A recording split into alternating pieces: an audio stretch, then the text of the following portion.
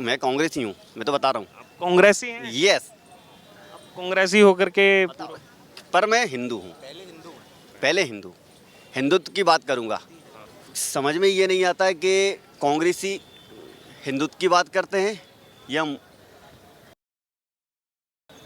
समझ में नहीं आता। आधा आप देखिए ना, अधिकतर मैं तो कांग्रेसी हूँ, सब ये एक ही बात करते हैं कि नहीं कांग्रेसी बात ही ऐसी करते हैं। मैं तो शुरू से बताऊँ, मैं तो कोई एक आम आदमी हूँ, छोटा सा कांग्रेस कार्यकर्ता का, केवल हाँ बस उनके साथ जुड़े हुए हैं।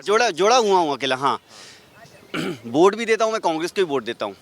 आने वाला समय अगर मोदी जी इस देश के प्रधानमंत्री ना रहे तो मैं बता रहा हूँ जितने जल्दी ये राम मंदिर बना था ना, उतने जल्दी ये मिटेगा।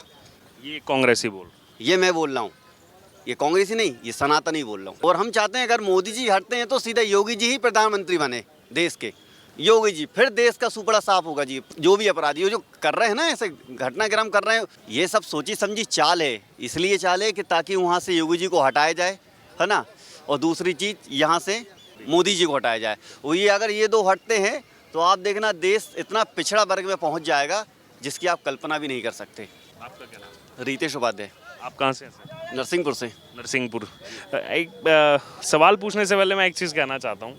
मैं अभी लोकसभा चुनाव में 2.5 महीने मध्य प्रदेश था, इससे पहले 3 महीने विधानसभा चुनाव में मध्य प्रदेश था। मुझे मतलब बहुत मज़ा आया, एकदम घर जैसा फीलिंग मध्य प्रदेश में आया। एकदम शांति, एकदम आराम से वातावरण, सब कुछ बहुत अच्छा था मध्य प्रदेश में। अब सर सवाल मेरा ये है कि बांग्लादेश में जो क्राइसिस चल रहे हैं और पॉलिटिकल डिफरेंसेस ठीक है पार्टीज़ के हो सकते हैं, लेकिन विपक्षी दल सीधे गृह युद्ध का ऐलान कर कह रहे हैं यहाँ भी ऐसा गृह युद्ध कर दो, यहाँ भी मोदी को भगा दो, झोला लेकर के मोदी चला जाएगा। कैसे देखते हैं इस सोच को? अब सोच को क्या देखते हैं, क्या है, अब विपक्षी पार्टी को डर लग रहा है ना, विपक्षी पार्टी को डर लग रहा है। मोदी जी का एक छत्र राज है पूरे देश में। आप देश के बाहर भी जाएंगे तो सभी जगह मोदी जी का ही नाम चलता है ना। तो हम तो यही चाहते हैं कि भैया मोदी जी रहें और हमेशा रहें। और जो बांग्लादेश में हुआ ये तो बहुत गलत हुआ है, और हम चाहते हैं कि भी यहाँ से मोदी जी भी इस चीज़ का एक्शन लें। और जो विपक्ष लगा हुआ है तो हम ये चाहते हैं कि विपक्ष को बताना ये चाहते हैं कि वो तो कितना ही तानाशाही कर ले, पर मतलब जो बोलते हैं तानाशाही और दूसरे वो गाली भी भर भर के देते हैं। दे रहे हैं ना। तो वो क्या रहता है सर, हम आपको बता रहे हैं, हाथी के सामने कुत्ते तो भौंकते ही हैं, ठीक है। मोदी जी एक हाथी हैं, महारथी हैं। तो ये उनको गिराने के लिए ये पूरी सोचे समझी एक चाल बना के रखे हैं कि उनको कैसे भी करके वो जो बांग्लादेश में किया है वो यहाँ भी करें। पर ये मुमकिन है, यहाँ से कभी हो नहीं पाएगा। ये उनकी सोच है, वे सोचते ही रह जाएंगे पर हकीकत नहीं हो पाएगी यहाँ। हकीकत नहीं हो पाएगा। हाँ, और कहीं ना कहीं उनकी सोच भी अब जनता के सामने एक्सपोज हो गई है कि ये चाहते हैं। सज्जन वर्मा जी का जो कांग्रेस के 6 बार विधायक रह चुके हैं, है ना, ये भड़काऊ ही बात करते हैं सर। एमपी के ही तो है। एमपी के है ना, बता रहा हूँ ना। जो आपने अभी क्वेश्चन किया ना सज्जन वर्मा जी का, मैं जानता हूँ बहुत है। मैं कांग्रेसी हूँ, मैं तो बता रहा हूँ। कांग्रेसी हैं? यस। कांग्रेसी होकर के पर मैं हिंदू हूँ, पहले हिंदू, हिंदुत्व की बात करूँगा, बाद में अलग। मुझे इससे मतलब नहीं कि कांग्रेस या भाजपा, अगर कांग्रेस भी ऐसे करता तो मैं उस चीज़ की बुराई करता। पर सज्जन वर्मा जी जो बोल रहे हैं वो गलत बोल रहे हैं।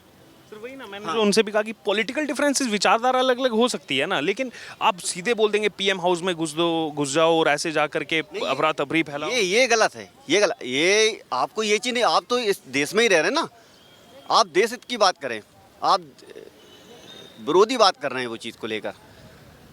कांग्रेस इसी चीज़ तो पीछे, इसी चीज़ से पीछे और हमेशा फिर रहेगी ऐसे में। जो अभी पूरे मध्य प्रदेश में क्यों नहीं आई कांग्रेस, इसके ही रीजन है।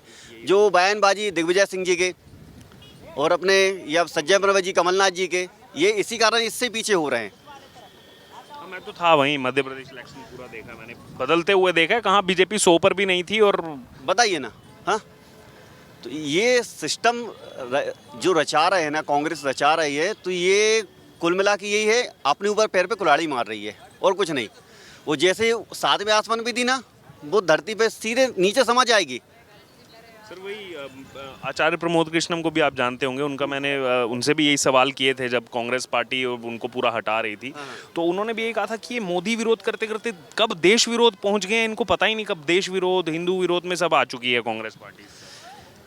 समझ में ये नहीं आता है कि कांग्रेसी हिंदुत्व की बात करते हैं या समझ में नहीं आता। आधा आप देखिए ना, अधिकतर मैं तो कांग्रेसी हूँ, सब ये एक ही बात करते हैं कि नहीं कांग्रेसी बात ही ऐसी करते हैं। मैं तो शुरू से बताऊँ, मैं तो कोई एक आम आदमी हूँ, छोटा सा कांग्रेस कार्यकर्ता का, केवल हाँ बस उनके साथ जुड़े हुए हैं, जुड़ा हुआ हूँ अकेला। हाँ वोट भी देता हूँ, मैं कांग्रेस को भी वोट देता हूँ। हाँ पर नीतियों से अगर बात आ जाए भारत की तो उससे फिर पीछे नहीं हटता, वो कांग्रेस हो या अदर कोई हो। जैसे आज का एग्जाम्पल देख लीजिए, वक्फ बोर्ड के बारे में जानते होंगे आप सर। अब वक्फ बोर्ड को सब जानते हैं, असीमित शक्तियां दी थी कांग्रेस पार्टी ने, नरसिम्हा राव सरकार, मनमोहन सरकार।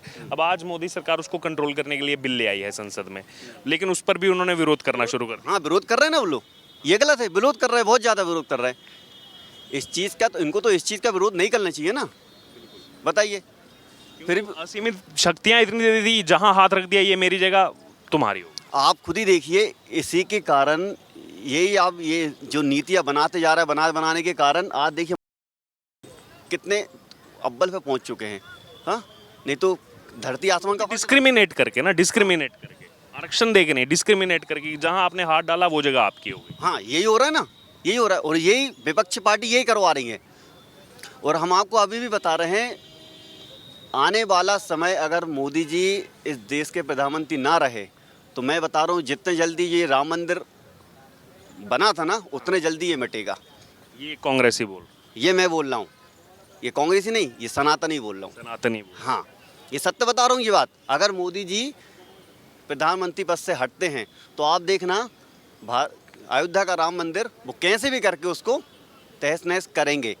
वो तो कितनी बाइट, मैं तो खुद अयोध्या था, मैं 1.5 महीना, वो कितने ऐसे जो दूसरे पक्ष के लोग हैं उनकी कितनी ऐसी बाइट्स आई हैं कि एक बार मोदी सरकार जाने दो, योगी सरकार जाने दो, फिर हम दिखाएंगे। हाँ ना, ये अभी वहाँ योगी जी हैं, बहुत दब के रखे हैं, पर योगी जी को भी ऐसा ही इतना सिस्टम से उनको घेर के रखे हैं, और उन्हीं की पार्टी घेर के रखी है, उन्हीं की पार्टी घेर के रखे हैं, उन्हीं के जो मंत्री हैं, जो विधायक हैं, उनसे ही चिढ़ रहे हैं। अभी भी जो उप मुख्यमंत्री है ना, वो भी चिढ़ रहे हैं, पर शेर कभी हटता नहीं है पीछे।